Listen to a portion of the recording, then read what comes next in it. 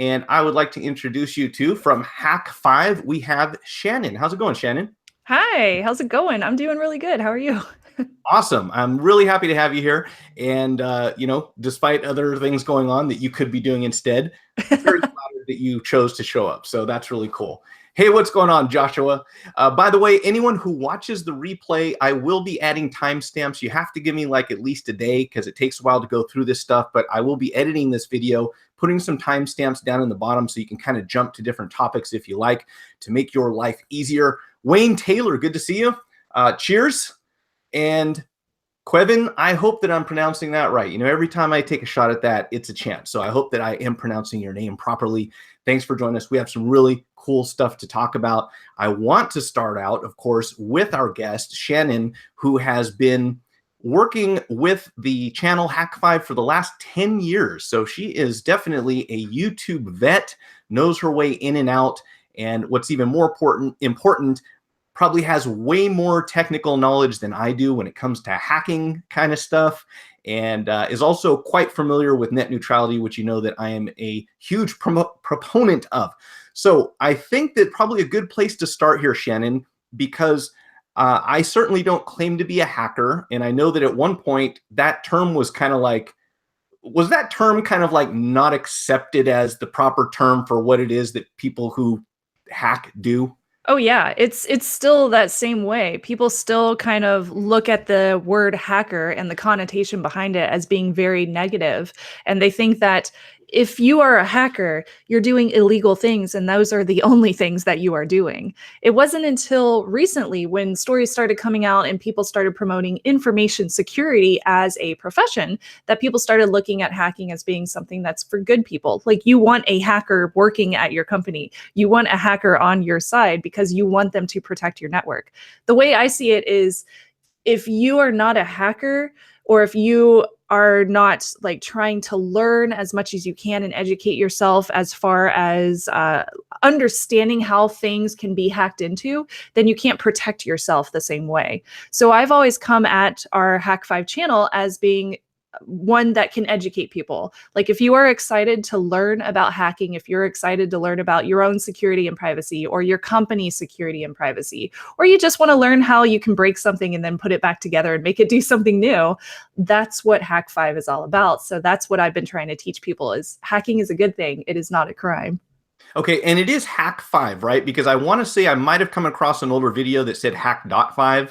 Oh yeah, yeah. Is that true? So Okay. there's no point in Hak5. It's just Okay, cool. HK5. Now, to what you were saying, this was the big. I thought there was another, kind of a feeling where someone who did hacking stuff, if someone kind of from the outside said hacker, they were like, I don't know, like they didn't understand what was going on. And that's probably exactly what you said. And in fact, I want to quote, I don't want to say quote, but I want to mention something here that I saw on one of your videos. And by the way, I'll put these videos down in the video description here so you guys can all check them out later on. But this was Darren Kitchen, who is also pretty much the founder of Hak5. He was on a Nat Geo video, so I am not envious at all whatsoever about that. But what he said was pretty much that hacking is a way of thinking, and I'm paraphrasing here, hacking is about breaking things to make them better, a platform where everyone has equal access so that we can all communicate without persecution from Big Brother or some oppressive government. And to me, you know, if there's anything to be said on the surface of hacking, you know, that would be the first thing that comes to mind for me, is that if we don't stay ahead of an oppressive government or Big Brother or someone else like that, then we become vulnerable to exactly these types of things. And this is another thing that, you know, as we lead into the net neutrality, I want to talk about. But yeah, as far as what you said, it kind of sounds to me like hack or be hacked if you have something that could potentially be a target. Yeah, like you need to understand that, you need to understand how to protect yourself from those outside vulnerabilities. And I think of hacking as being, it is a way of thought. It's thinking outside of the box as opposed to thinking just the way that somebody taught you to think. And educating yourself around that kind of scenario is so hard because, you know, you go through school and you go through college and everything, and you get your graduate's degree by understanding and by learning the way that somebody teaches you to get to a goal or get to an answer, if that makes sense. With hacking, you have to go around it and be like, okay, well, now I know how to get to this the easy way, but what if I broke this thing, and then what if I put it back together this way? Like, can I make it do something completely different?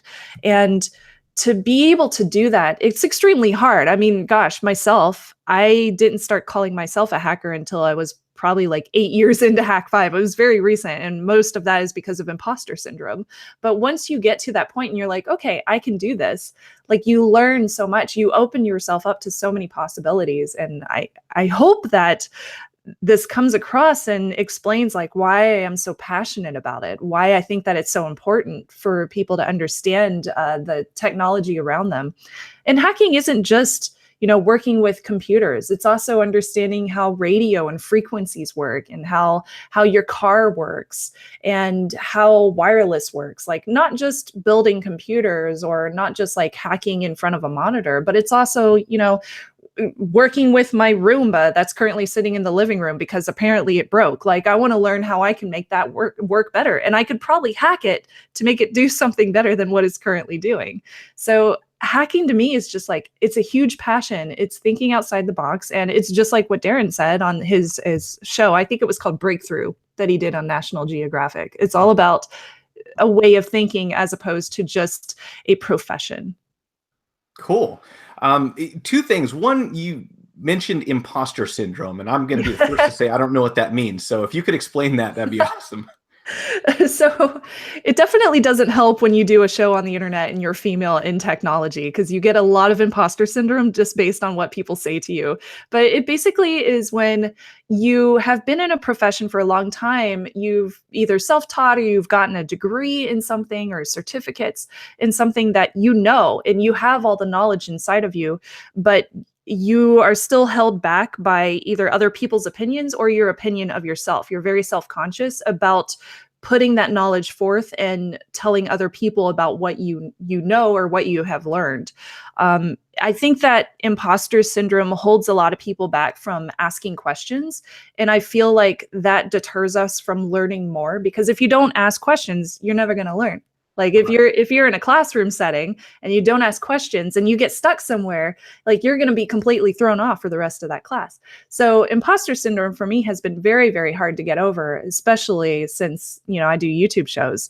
But I think I've started to become a lot more self-confident. Like, last year, I decided to do my first keynote speech down in Australia for a convention called AusCert, which was pretty big and pretty exciting. It was really, really cool. It was my first time doing that. But at the same time, it was a really big goal for me. And once I got there, I was like, hey, there's no reason for me to have imposter syndrome. I've been doing this for 10 years. I can keep on doing this. And I know that I actually have knowledge in this topic. Just because a naysayer on Twitter or on YouTube or wherever it might be, just because they say like, I'm just here for the guys, which I'm not, I'm married, or just because like, I don't know, I didn't get a graduate's degree in information security, doesn't necessarily mean that I don't understand what I'm talking about. So imposter syndrome is a really hard thing to overcome, but once you do, like, you can reach so many goals in life. That's interesting. And you mentioned tangents earlier, and so I don't want to get too far off here, but that seems to apply in so many different areas of life, you know. And there's someone who said something to the effect that, you know, mediocrity is generally encouraged by the way that our society is designed, you know. So you do, and I'll admit, I found myself in situations where I was completely prepared and competent to perform a task, but that negative feedback from other people saying, oh, what are you kidding? You can make, you know, you can't do this. You can't make this happen. Or, you know, you kind of view people who are successful as being up here on this pedestal. And, you know, it's something that's totally unattainable. And at a certain point, you kind of look back and go, you know, there's nothing stopping me from doing this but me. And that's often, you know, we are our biggest critics and our biggest enemies when it comes to that. So it's so true. Can totally identify with that. So, hey, we have Beha, what's going on? MKME Lab. I'm not Johnny, Ben, Barrows. I want to give a shout out to everyone as they come in so I don't miss anyone. We got Joshua Fitzpatrick who says Shannon Morse is awesome. So now you have proof right there. You have an Thanks, advocate. Joshua. So one of the things, everyone, that you know, if you're one of my subscribers, that I talk about quite often is net neutrality. And anyone who's heard me talk about it has probably heard me talk enough already, but I'm not sure that that's really true because we are not yet past the point of no return. We do know that the FCC stepped up, pretty much said, we don't care what anyone thinks. We are going to repeal this. And I want to talk about that. And I'm going to say briefly, because I want to ask you a lot of other questions, but I certainly want to address this topic because this is one of my big things. And for anyone out there who doesn't already know, a lot of people will say, well, or the reaction that I get many times is, well, these big companies are going to do what they want. The government's all paid for and lobbied, and there's nothing we can do to stop it. So it is what it is. And I get that kind of reaction a lot of times when I bring up privacy issues. It's like, oh, well, hey, they tapped your phone a long time ago. It's already there. And okay, I understand that perspective, but at the same time, you would never say, well, we're all going to die someday. We might as well play tag on the freeway, right? You wouldn't do that. So these are things that, because they don't seem tangible. It's not right in front of us. We don't see it happening. We can't pick up push somebody out of the way of the car. It just seems like this impending thing that's greater than us, that's happening, that we have no control over. And obviously there's a limit to what we can do. But the reason I'm bringing it up tonight, everyone, is because today was the day that they actually went ahead with pretty much what is the next step towards taking net neutrality away. So we have several states that have already started their own efforts to stop this from happening on a state level, which I think might be our best bet at this point in time. If one state says, whoever you are, you can't do business in our state unless you follow these net neutrality rules. Well, that's going to make it difficult for them to just pick and choose different states, considering their whole infrastructure and say, okay, everybody over here gets this, because, no one's going to stand for that, obviously. But what happened is that the Restoring Internet Freedom Order, which curtails the 2015 net neutrality rules, has taken effect by entering the Federal Register. And what that means is that from today, there's about 60 days for us to encourage our legislators, our senators and representatives to say, we need to look at this and vote on it and say, no, that this is not a good thing for us. So after watching your video, Shannon, from December 2015, you are probably far more informed about this than I am. And I'd love to hear what your take is on what's going on now and what you suggest to people, besides going to battleforthenet.com and clicking the thing and seeing who to contact, what do we do? Yeah, Battle for the Net is awesome. I really like that site. However, I have heard from people who have spoken with representatives and some of my very good friends that if you just send them a email that says like, it's just the bullet text that battleforthe.net gives you, they're not necessarily going to read it. But if you go to their offices, which you are welcome to do, especially if you're able to set up a meeting with other people, or if they do a town hall, or if they have a phone number that you can reach them at, or if they have a personal Twitter account, like different ways that you can actually talk to them and have a conversation, they're much more open to speaking with you. So Battle for the Net is an awesome start because it tells you who your reps are, what their phone number is, or how to get in touch with them. And then it gives you some bullet points as far as what you can talk about, but actually speaking to them as a person, not just as a representative, as your boss, but actually speaking to them as a person, because this affects them too. Maybe they don't realize it, but it does. Then they're more likely to realize, okay, these people are truly passionate about net neutrality. They actually want to sit down and they want to fix this. They're not just, taking sides between Republican and Democrat. It's not about that. It's about the internet being free and open and equal.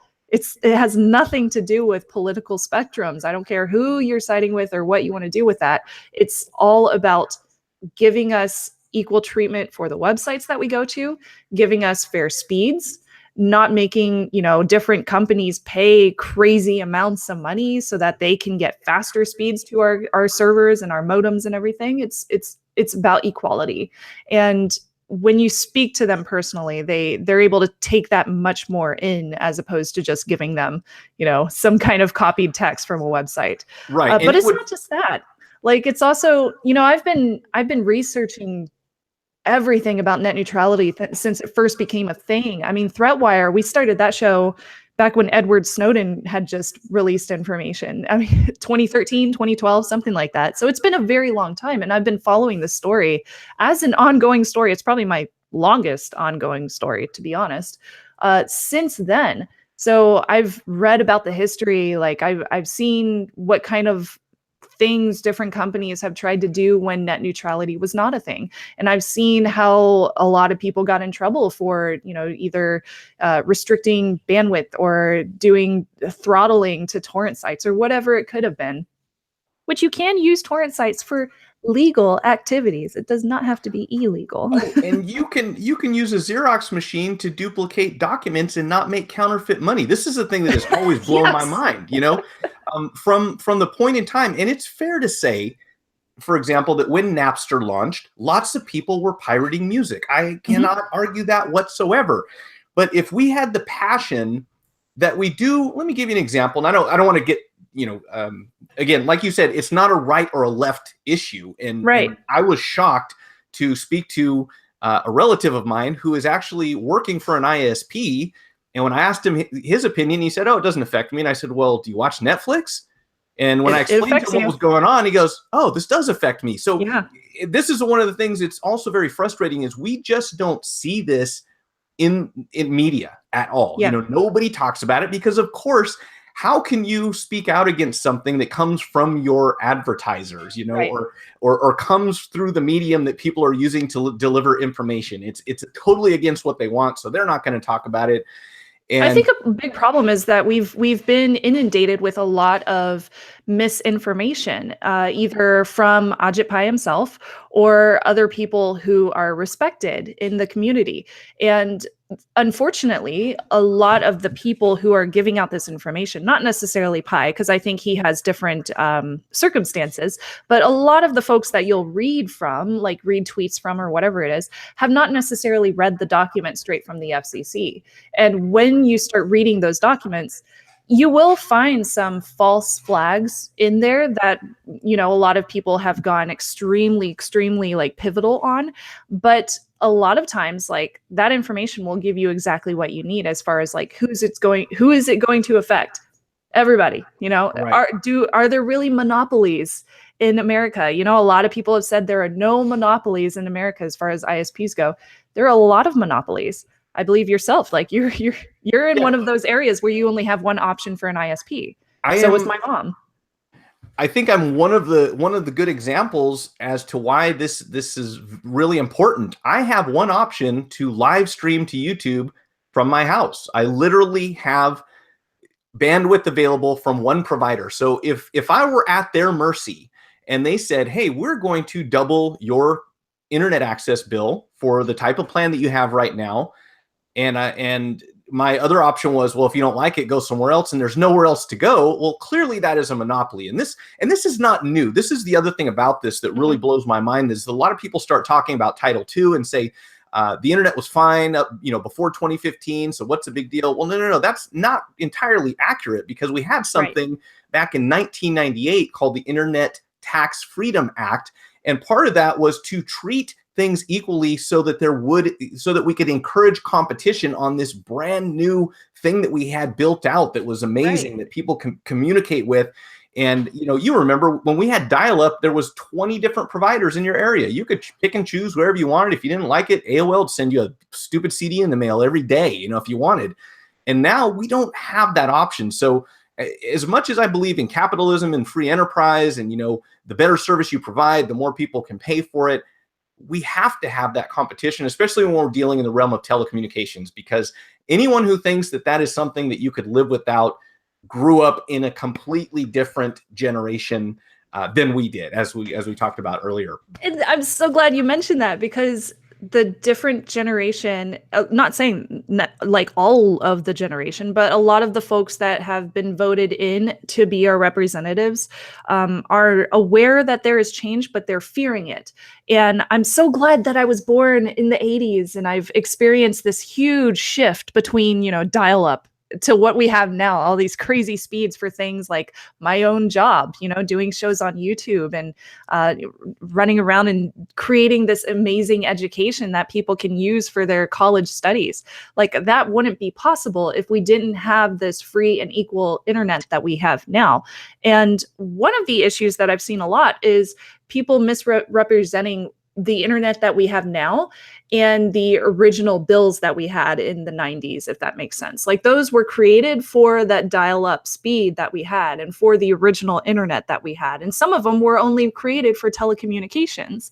So we need to work together, not, as separate political spectrums, but actually together to develop new laws, new regulations that work not only for ISPs so that they have the monetary ability to grow their companies, but also for the people, because so many people's professions now are based on having connections. And if we, take that away from them, we're going to make people lose their jobs.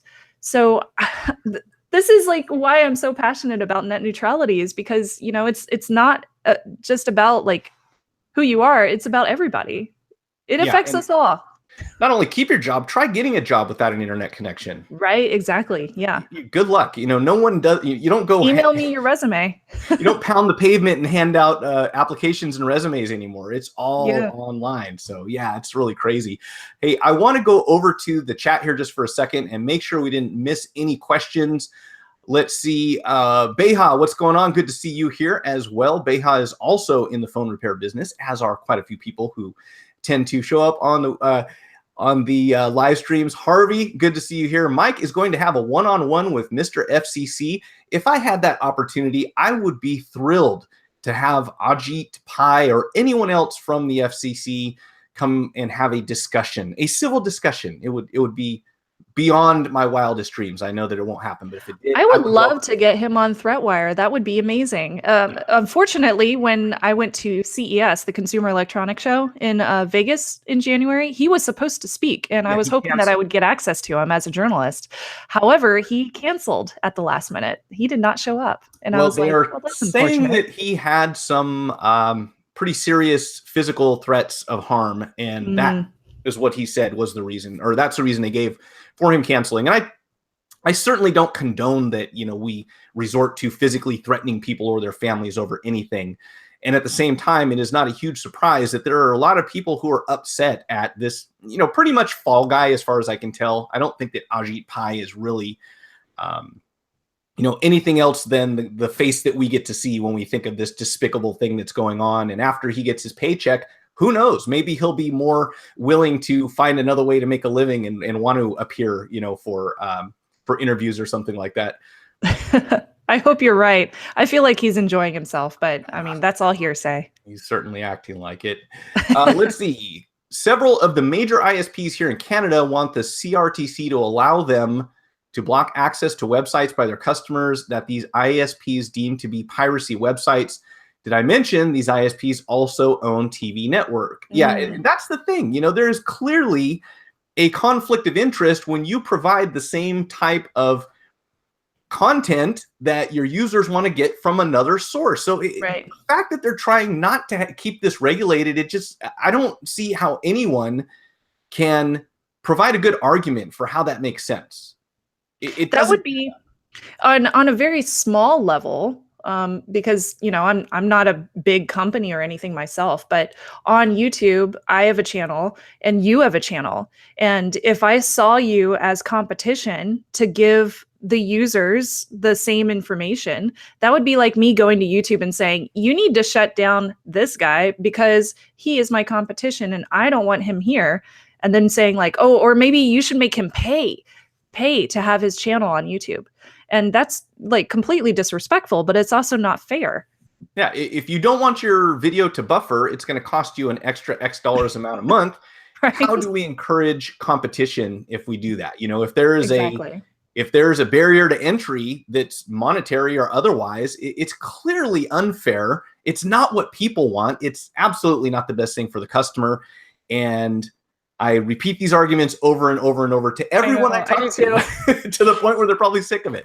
You know, I even most recently, I went to a Christmas party with my husband for his company, and somebody pulled me aside, one of his coworkers, and they said like, "Hey, you do this channel, you probably know, like, what is this net neutrality thing?" Which amazes me because it's been going on for so long, but it's still so confusing if you aren't like me, where you're researching this every single day. Like, there's a lot of folks out there who just either haven't had the time to go and look into it themselves, or they just don't want to.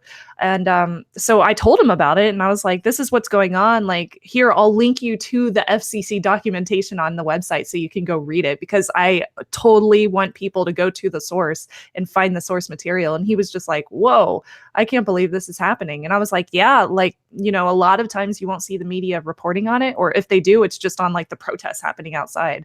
So we really need to focus on like the source information so that you know like what's going on, and then you can vote or you can talk to your reps. Yeah, it never ceases to amaze me that as long as this has been going on, I think anyone that I don't remember having a conversation with really hasn't been concerned with it. You know, they might have heard what it's called.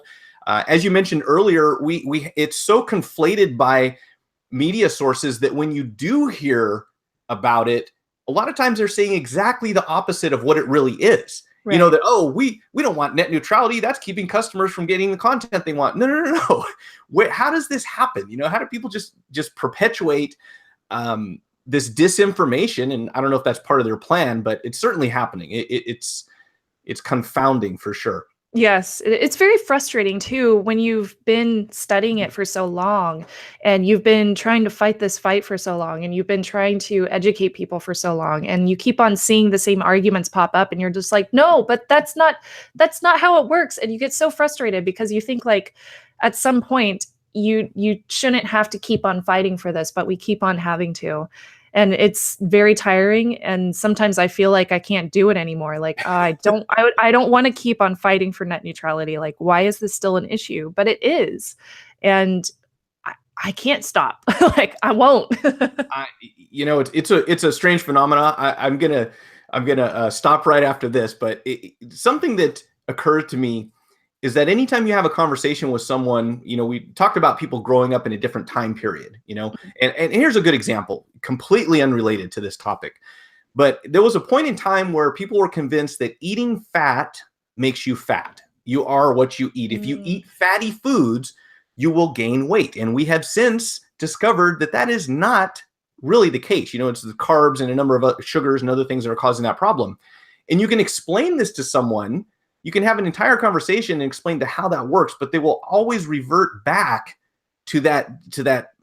I don't want to call it a meme, but you know, this method of thinking that's there. Mm-hmm. Even if even if you've shown evidence otherwise, it's so easy to revert back to what you thought in the beginning.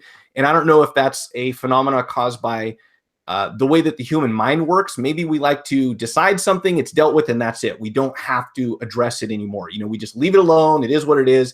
And we can tune out anything else that would lead us to believe otherwise. And I think that perpetuates in so many different areas of life. You know, a lot of people think what they think, and that's it. You know, there's no argument. There's no change in their mind. It is what it is. And hopefully we can at least live and get along together.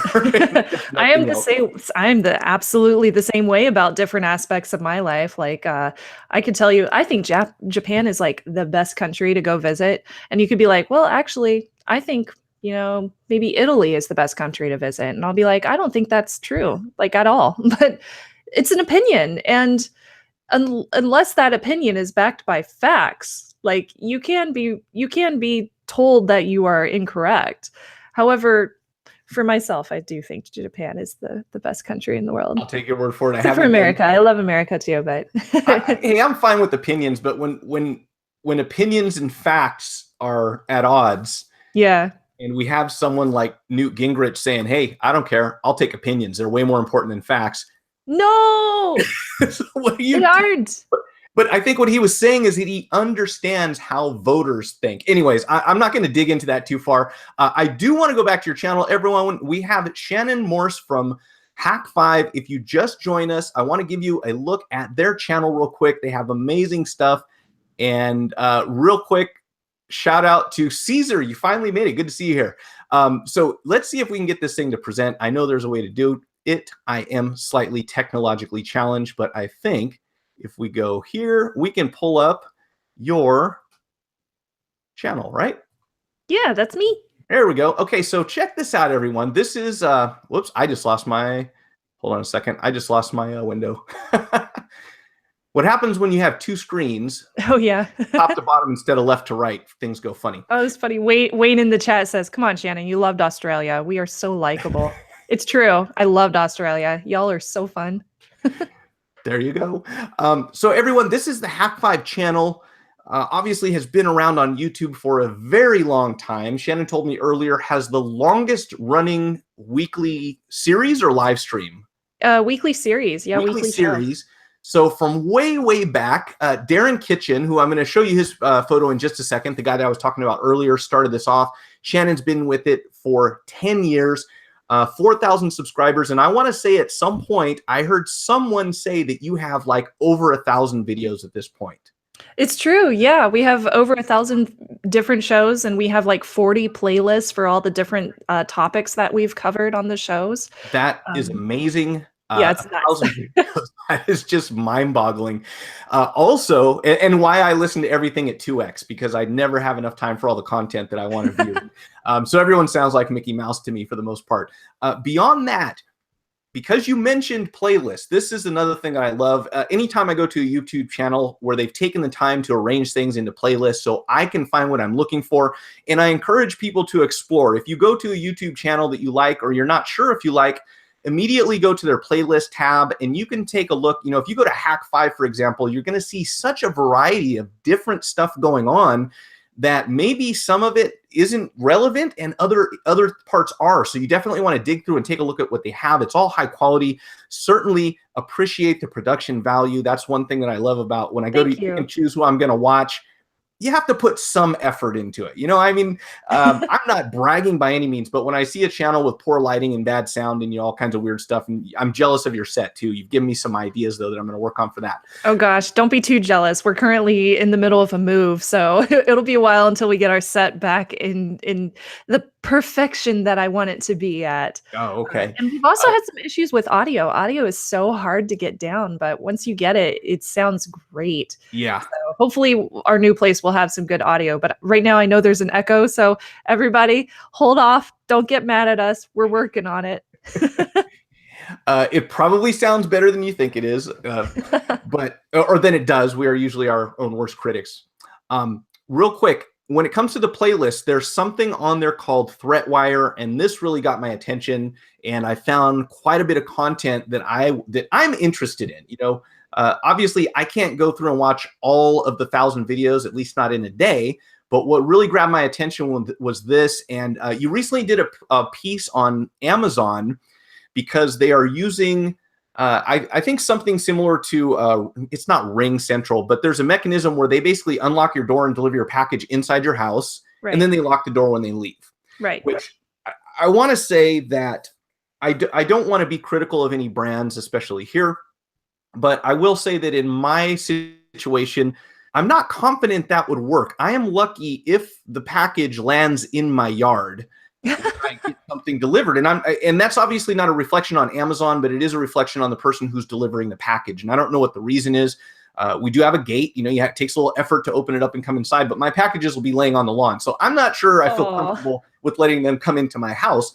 But the bigger concern was that someone took a Raspberry Pi and pretty much tricked the lock into thinking that it was locked, or telling the owner that it was locked or something like that. And this is stuff I'm really interested in. Yeah, it's really fascinating. So Amazon has this like 3-proponent platform that they use called the Amazon Key, and it has 2 different pieces of hardware and then 1 piece that's just an app. So you have the locking mechanism, which goes on your door. It's basically a internet connected lock So it's an IoT lock. And then you have this camera on the inside of your house. And the camera is supposed to be facing your door so that whenever a delivery person comes to your house and unlocks the door, you can see them put the package inside and then you can see them leave. Now, the delivery person has an application right on their phone. So whenever they go up to your house, they're supposed to be able to press unlock, walk into your house, drop off the package, and the camera turns on a notification. So you get a notification on your phone for wherever you are. And then once they leave the house, they hit unlock, and then they can go on their merry way. Now, the thing about the Raspberry Pi scenario, this guy I was able to talk to in person about it. It was so fascinating. I love this idea. He took a Raspberry Pi with a little wireless adapter and he stuck it right next to the front door of this user's house. Let's just say it's user A or whatever it might be. So he sticks it at user A's house. And then on the application, there's a delivery person application. There's also a user's application. So user A could have the application open whenever they want to unlock their own home. So they could just hit unlock and walk inside and get a bag and then leave and then hit unlock or hit lock again when they're leaving. So the Raspberry Pi sends out enough messages to the application that it says like, hey, I know that you're trying to lock your house right now, but I'm going to just keep it in buffering mode so that it keeps on loading on the screen. So you're going to think that it's going to lock, but in actuality, it never actually gets to that process. And then the person just leaves and the door is still unlocked. So whoever the criminal is, in this case, the guy that created it, he can go over there, grab his Raspberry Pi, the Dropbox, and then he can go in the house and do whatever he wants and then leave, and then he could lock the door behind him. Right. So it ends up having really tricky scenarios with the way the wireless frequencies work, which allow packets to send back and forth between, his Raspberry Pi and the device itself, which create this issue, this like DDoS attack against the machinery that allows you to unlock the door and then just leave it unlocked. So it's very scary. And personally, given that I work with wireless all the time for my job, I'm not going to put one of those locks on my front door. I'm just going to stick with the old school lock and deadbolt myself. Yeah, no kidding. You don't want anyone to break in and steal your Amazon package, right? Right, exactly. They don't want my Sailor Moon goodies. So again, the point being here, folks, not to become a criminal, but to understand the potential for crime that is enabled by all these, crazy hacking tricks and procedures that people are going to. And I find this fascinating. I wish I knew enough to really speak about it. I don't. And to his credit, too, the guy that introduced this, he went straight to Amazon about it, and he was like, "Hey, I found a flaw in this. You should probably fix it. You can do so by setting up like a dedicated network or whatever it might need to be on this wireless protocol between, the camera, the application, and the lock on the front door, as opposed to just leaving it open so that I could sniff it. I could find that wireless device, and I could see the packets, and then I could attack them myself from my Raspberry Pi." He has also not released any of the source code for this hack. So we don't know exactly how he is doing this, which is probably a good thing. However, he did share all that information with Amazon so that they were able to go in and fix it in the application. So now if you download the user app and you update it, it doesn't have that problem anymore. So if you have one of these locks on your door, you should be fine as long as you have updated. As long as nobody figures out a way to get around that. Right, exactly. And that's why I think hacking is so important. Again, like back to the first question, is because like you find these kind of flaws, it gets reported to the company. This guy has gotten plenty of press, from myself included, and he's also saved a lot of people a lot of heartache because, who knows if anybody else has used this same kind of application to rob somebody's household. Like, we don't know if that's actually happened in real life. How would you be able to know and report it unless you were like tracking everything in Wireshark?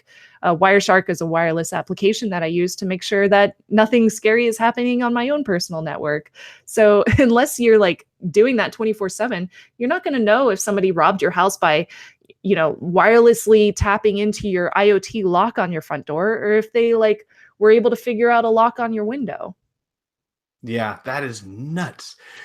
Hey, I want to do another shout out. Liron Segev, thanks for joining us tonight. Everyone, you should check out Liron Segev's channel. He is the techie guy. And we are actually talking about doing a joint giveaway between kind of a cross-channel promotion. Haven't found a sponsor yet, but if you have something you want to give away, you could give it away on our channels if you want to in the future. Harvey says, Shannon, when will you have Mike on Hak5? I agree. You know what? I actually need to have you and Liran on as well. So I've been promising him that he'd be on the show too. So well, I need to get both of you on. I am always game for a hangout. I have talked to many YouTubers, and it's a lot of fun. It's not really just about, hey, can you show my channel on your channel? To me, it's a fun way to hang out, talk tech. We have entertaining people in the chat and everything else. So I am game. Yeah. Sure. It's a small world, and I think that we should stick together, and I definitely want to have y'all on. So that's one of the things that I've been working on a lot with this new studio build. Teaser. Right.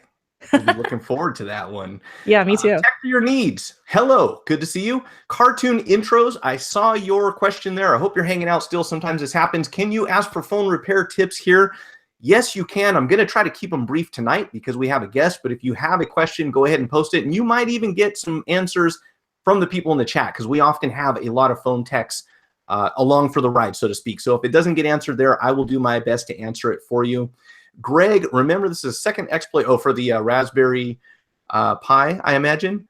Love the hair. The first exploit was done by I forget the security company's name, but they introduced one last year in 2017. This one is a similar scenario. However, he was able to get it to happen at an earlier sequence in the agreements that are happening between the devices over wireless. Okay. So it's a similar issue with the wireless protocol, but it happened at a different time during the handshake. Gotcha. A lot of that just went over here. That's okay. But I'll take your word for it. Watch my hat tips. But real quick, since we're talking about the Threatwire, which again, I'm really fascinated by, and probably where I'll spend the most of my time on your channel, because this stuff concerns me for obvious reasons and also curiosity. But you did kind of a top threats of 2017. I'm probably saying that wrong.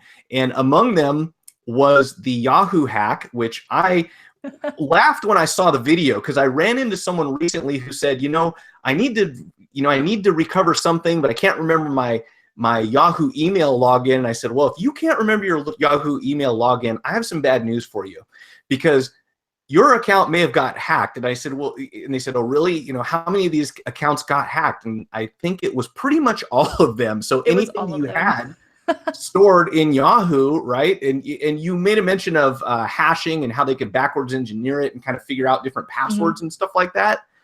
That is... Yeah, I believe, and correct me if I'm wrong in the chat, since I don't remember all the stories that I talk about, but I believe that they were hashing the passwords so that they were jumbling up the characters and making them really hard to understand, but they weren't salting them. So they were jumbling them up, but they weren't encrypting them correctly, basically. Okay. So somebody could easily go in, and since there wasn't proper encryption on those hashed passwords, they could reverse engineer it. So for example, if a password cat, C-A-T, is hashed to be TNG or something like that, the next generation, then somebody could go in and be like, oh, well, I know that TNG reverse engineered means cat. So if I type in cat to the password text space on a website, then I should be able to log in just fine.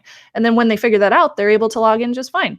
So there's no salting, there's no encryption happening on there. It's just like changing around the numbers and letters to be something different, which is kind of an issue. And I know that that's not the best definition of hashing, but it's the general idea.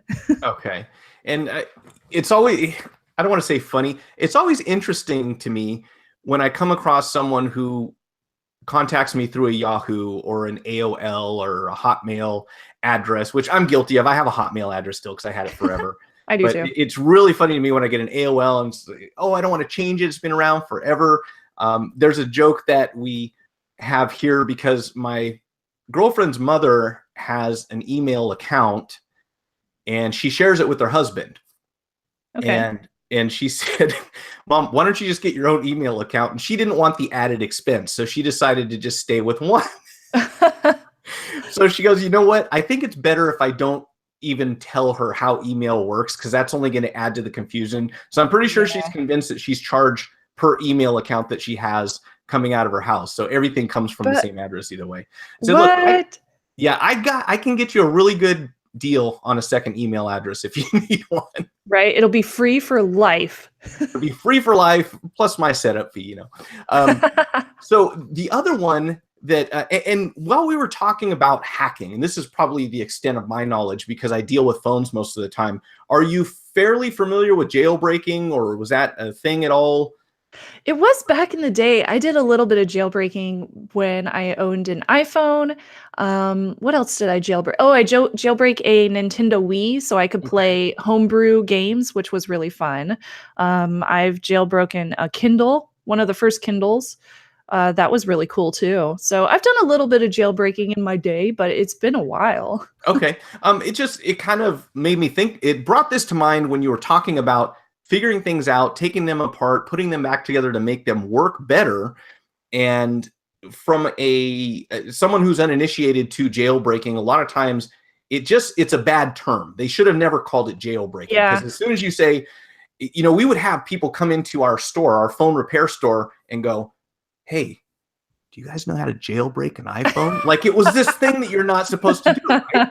And the Library of Congress finally came out, I think it was in 2013 or 2014, and said, yes, you can jailbreak a phone. It's totally legal. There's no reason not to. It's just a terrible name for it.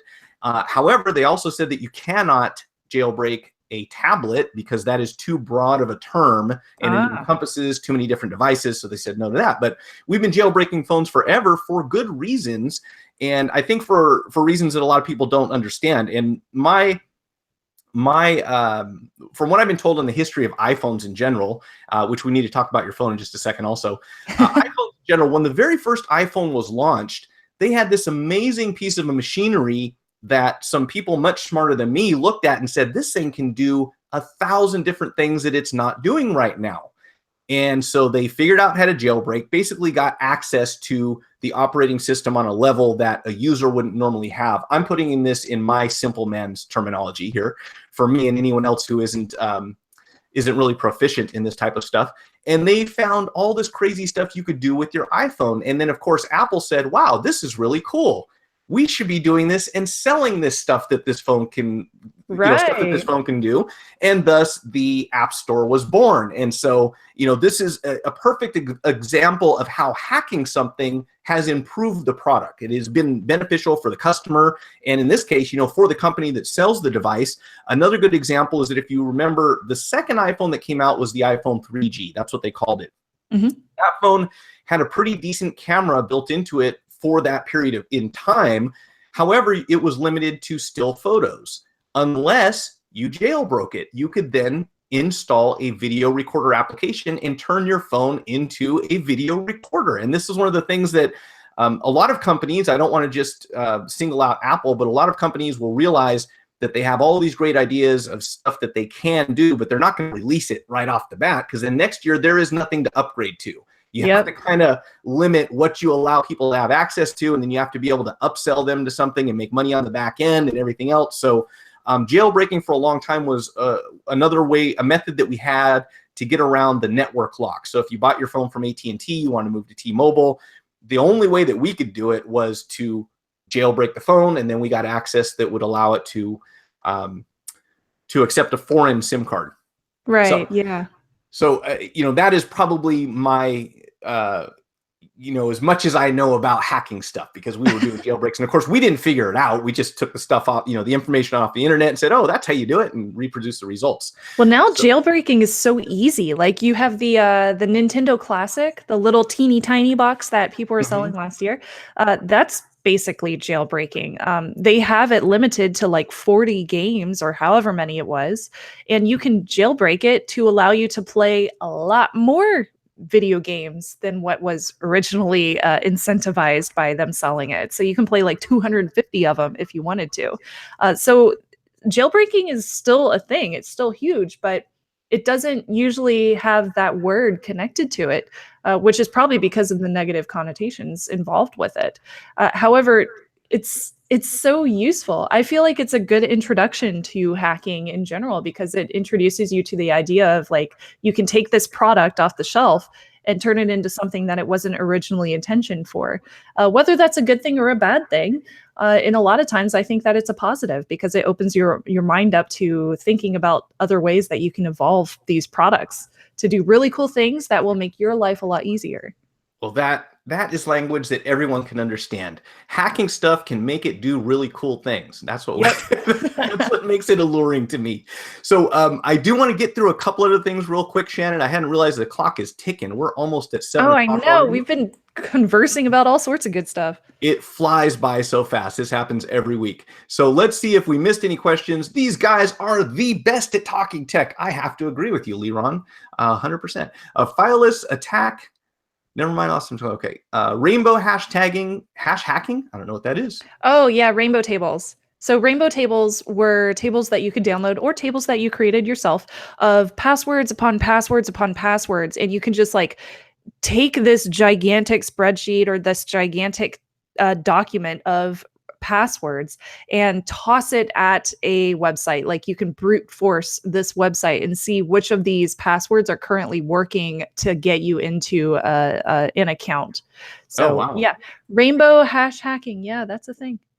Now, I'll say I did watch a video on your channel where they used a 3D printer to brute force your phone, I think, right? Oh my gosh, yes, that was so stupid. So you know, that aside, I'm going to assume, because I'm pretty sure it wasn't an iPhone. Was it an Android phone that you were using? Yep, it was. It was it's my daily driver. It's the Google Pixel 2 XL. Okay.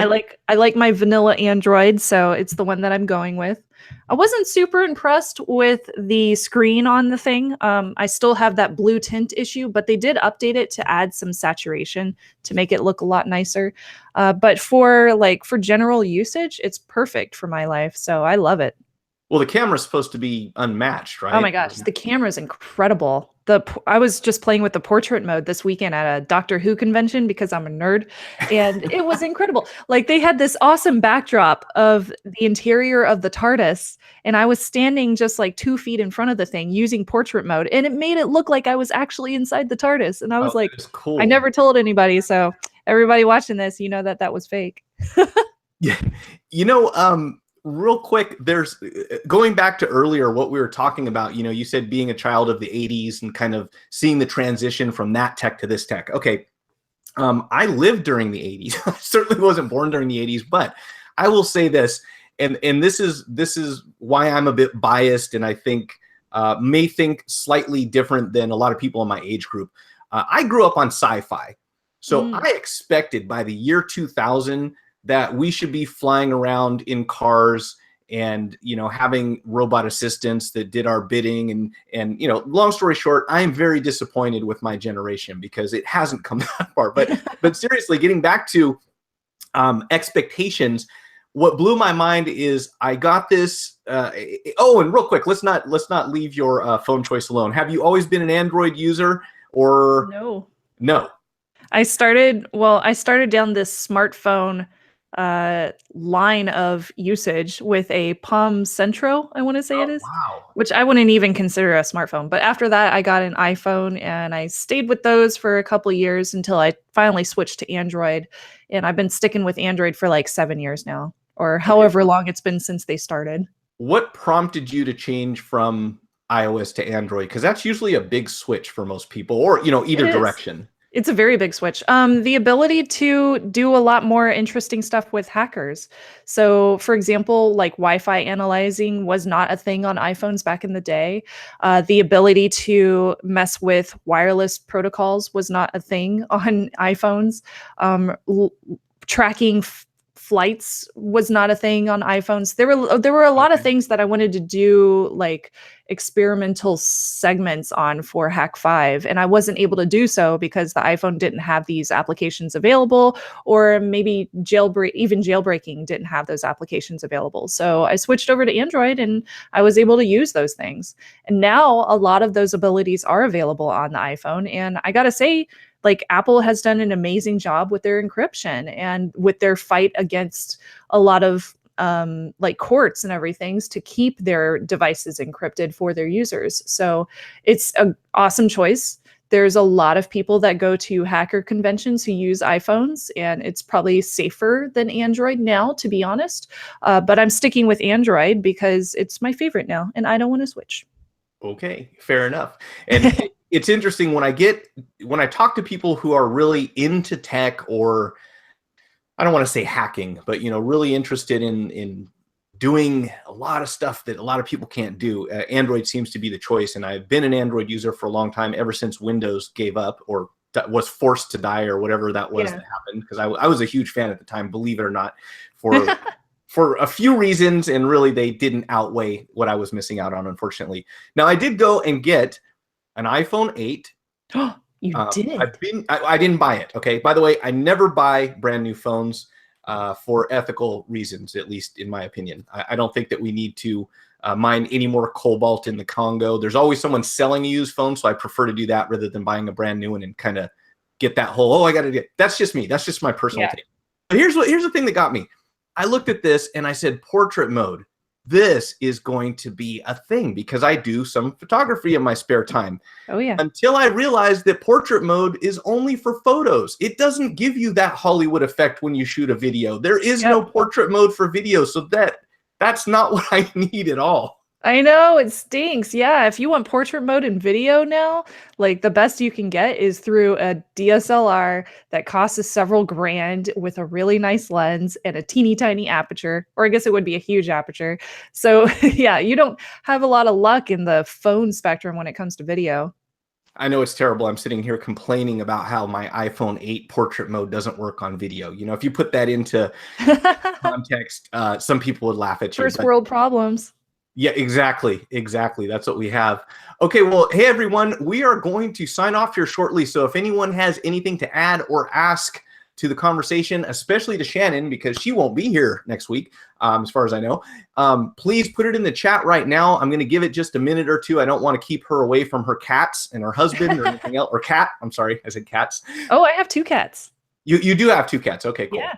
And I was told that it's just not right to get 1 cat at a time because then they're going to be bored. And if the other cats in the house are already mature, they're not going to be much fun either. So you have to get 2. Yeah, that's true. How many do you have? 8? Yeah, 12, 17. I lost count a long time ago.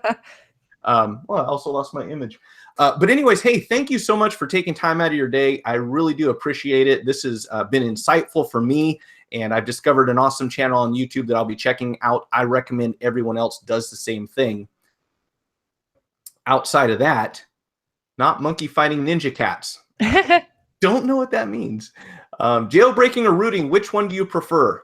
Well, I would say that at this point in time, tech, rooting is probably a much better investment of your time, because at least right now there's not a whole lot to be, if you're talking about iPhone jailbreaking, there's not as much to be gained from jailbreaking an iPhone at this point in time that I'm aware of. A lot of the features that we wanted are built in now. A lot of carriers are allowing their phones to be unlocked pretty reasonably. So rooting, I think, I don't know, Shannon, is your phone rooted? Are you into that thing at all? No, honestly, I haven't rooted or jailbroken anything in a couple of years, like other than that Nintendo that I was mentioning. Oh, okay. So it's been a while and I haven't had a need for it because most of that is available now via the Google Play Store or wherever I need to go for it. And if it's not, either I'm too lazy to jailbreak or root, or I just don't want to do it, or I just don't have the time. So I couldn't say like which one is better than the other since I haven't really done the experience with it in a while.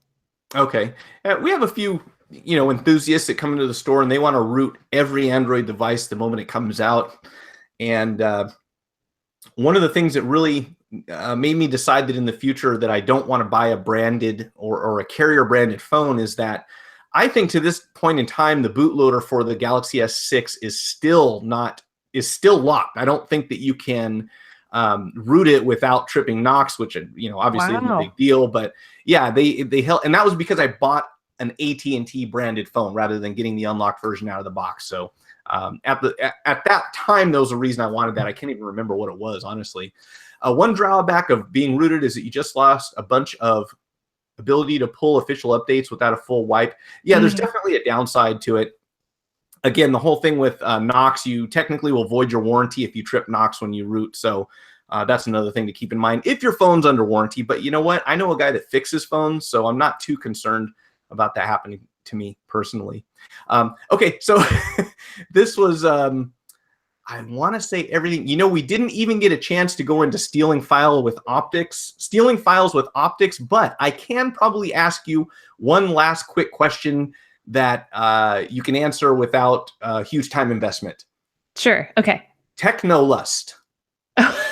How do you, because I saw that and I think we all kind of get it, but how did that come about and how would you define Technolust? So how did it come about? Have you ever seen the movie Hackers?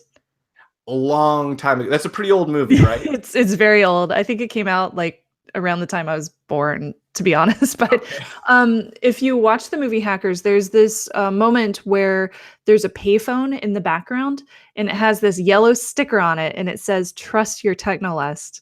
And that's where our slogan came from, because it wasn't owned by anybody. It was just a random sticker in the back of this Hackers movie. And Hackers, the movie, is so like, it's such a culture shock for most of the world, but like for Hackers, we're like, yeah, go Hackers, hack the planet.